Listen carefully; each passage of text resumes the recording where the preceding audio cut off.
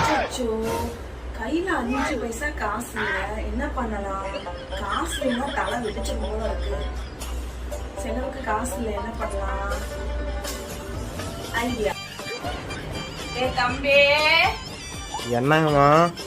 கையில சுத்தமா காசு இல்லடா. பக்கத்து வீட்டு சுந்தரிகிட்ட போய் நான் கேட்டேன், ஒரு 100 ரூபா வாங்கிட்டு வரியா? இருங்கம்மா, போய் கேட்டு வரேன். சாமி போய் வாங்கிட்டு வா. கேட்டு வந்தியா சாமி? நீங்க ஏற்கனவே 200 ரூபாய் வாங்கினீங்களா? திருப்பி கேட்டாங்கம்மா. 200 வாங்கினா? ஆமாடா, வாங்கி 6 மாசம் ஆச்சு. 6 மாசம் தானே ஆச்சு, அதுக்குள்ள திருப்பி கேக்குறா. சரி, அவளை விடு. பக்கத்துல ராணி வீடு இருக்கும், அவகிட்ட 300 ரூபா வாங்கி அந்த 200 ரூபாய் அந்த சில்லறைகிட்ட கொடுத்துட்டு மீதி 100 ரூபா கொண்டுட்டு வா. என்ன? சரிம்மா. அம்மா, அந்த ராணியக்காக்கு எப்போ 300 ரூபா திருப்பி தருவீங்க? அது ஒரு 6 மாசத்துக்கு கொடுத்துடலாம்டா.